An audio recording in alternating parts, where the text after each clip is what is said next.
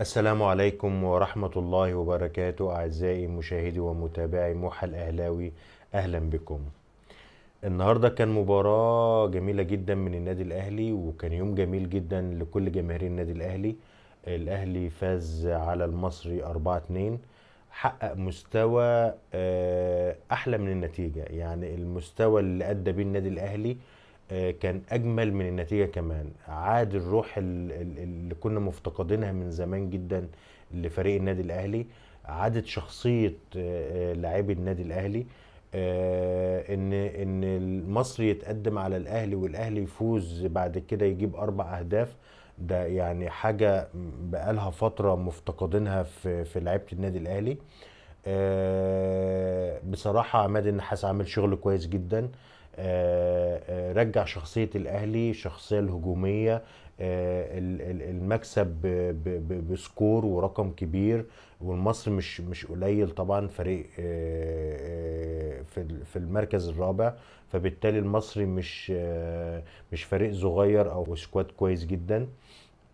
الحقيقه المباراه النهارده كانت في منتهى الجمال.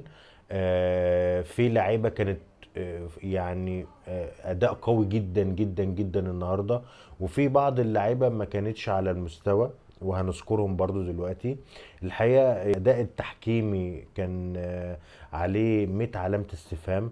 الموضوع بيزيد قوي وده اللي احنا اتكلمنا عنه من فتره، ان التحكيم في مصر مش ماشي بخطى ثابته. للاسف مهتز جدا ومتذبذب جدا المستوى. يعني مش عارف، ربنا يستر ال3 ماتشات اللي جايين ويعدوا على خير.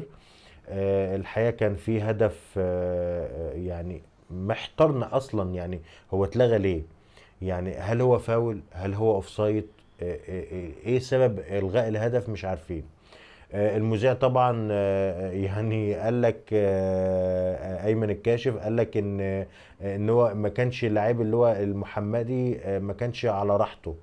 باهر المحمدي ما كانش بيلعب على وفي كلام زي ده؟ لا، يعني ايه ما كانش بيلعب على راحته يعني؟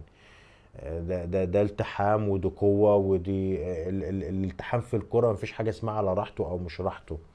طبعا هو الموضوع يعني محدش عارف طبعا، عشان اتلغى التحليل التحكيمي. فطبعا محدش عارف الموقف ايه بالظبط.